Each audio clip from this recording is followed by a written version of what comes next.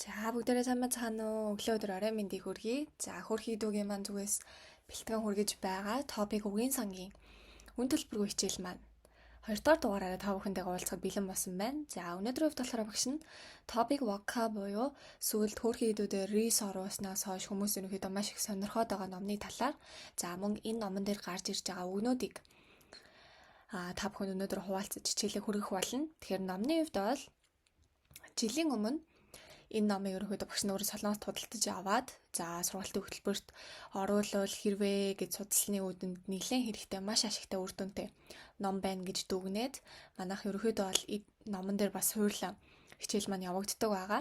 Тэгэхээр ямар ч байсан энэ үн төлбөргүй хичээлээрээ дамжуулаад та бүхэндээ энэ номон дээр байгаа үгнүүдийг хүргэх байдлаар ажиллая гэж бодсон байна. За ингээд бүгдээрээ өнөөдөр энэхүү номон дээр маань байгаа ерөнхийдөө 3 гэхэд арай жоохон агсан шатны үгнүүд. Тэгэхээр 4-5 дугаар түвшний үгнүүдийг хамтдаа сурцгаая. За бидний өнөөдөр 3 үг байгаа. 태변하다, 대비하다, 대신하다. За 태변하다 гэдэг үг маань альва нэг зүйлийг төлөөлөх гэдэг утгаар илтгэдэг. Тэгэхээр жишээлх юм бол бүгдээр хамтдаа жишээ үйлбэг харах юм бол 국회의원은 국민들을 대변하는 사람들이다. 자, 국회의원 гэж ярьдаг байна шүү дээ. 국회의원 гэдэг утга маань болохоор өөрөө улсын их хурлын гишүүдийг хэлж байгаа. улсын их хурлын гишүүд. Тэгэхээр улсын их хурлын гишүүд бол 국민들을 буюу ард иргэдийг төлөөлдөг хүмүүс юм аа. 대변하다. ийм утгаар орж ирэх боломжтой байна. За, тэгэхээр энэ сэдв маань өөрөө 전치тэй холбоотой тий.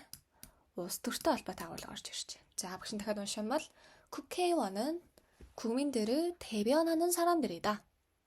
이제 хоёр дахь үг.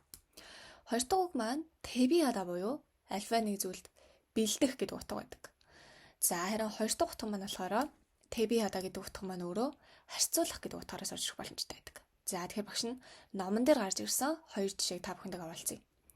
정부는 만일의 사태에 대비하여 훈련을 하였다. 정부는 만일의 사태에 대비하여 훈련을 하였다. За, 정부 гэж байна. Засгийн газар.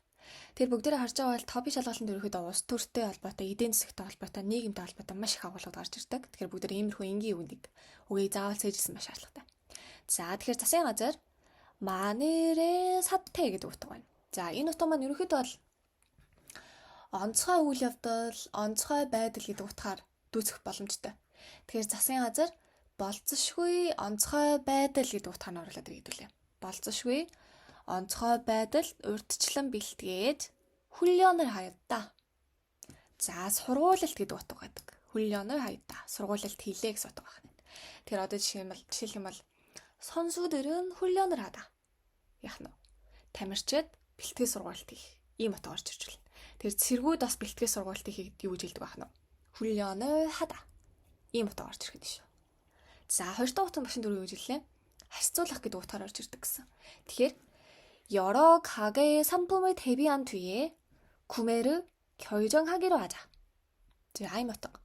여러 가게. 여러 гэдэг утга маань олон төрлийн гэсэн утга байдаг. Тэгэхээр олон төрлийн дэлгүүрүүдийн бүтээгдэхүүнүүдийг харьцуулсны 은 뒤에 буюу бид нарын анхан шатанд үздэг 은 후에 гэдэг утгатай адилхан. Тэгэхээр яах нь вэ? харьцуулсны дараа 구매를 결정하기로 하자. 자, 여러분, 구매 гэдэг утга маань анхаасны 사다 гэдэг утга. худалдаа авах гэсэн утга.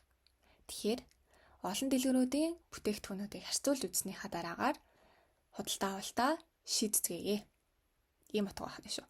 Тэр 결정하다 гэдэг манаас ямар нэгэн зүйлийг шийдэх. жишээлх юм бол 선생님은 다음 년부터 박사 준비하기로 결정했어요.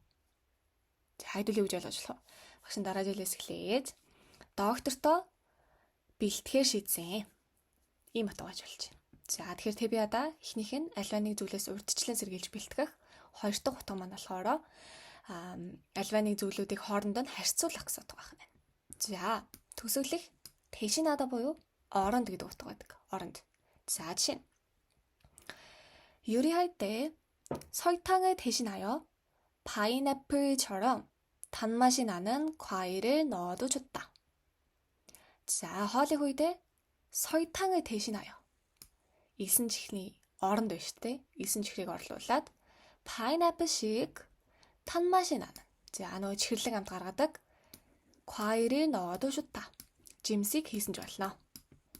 За, энэ айгүй энгийн үг. Гэхдээ топик анги болон дунд читэнд сурч байгаа хүмүүс маань сурагч нар маань харьцангуй мэддэггүй үг.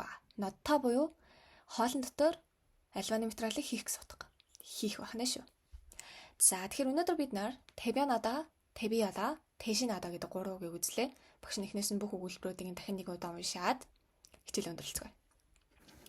국회의원은 국민들을 대변하는 사람들이다. 정부는 마늘의 사태에 대비하여 훈련을 하였다. 여러 가게의 상품을 대비한 뒤에 구매를 결정하기로 하자. 자, 마지막은 요리할 때 설탕을 대신하여 파인애플처럼 단맛이 나는 과일을 넣어도 좋다. 아이부터 하시죠. 자, 그러면은 오늘 수업을 여기까지 들어주셔서 감사하고 혹시 고민이나 질문 같은 거 있으면 댓글에 달아주시면 감사하겠습니다. 자, 오늘도 хичээлтэй хамт байсан баярлалаа. бүгдээрээ эргээд дараагийнхаа дугаараар уулзцгаая.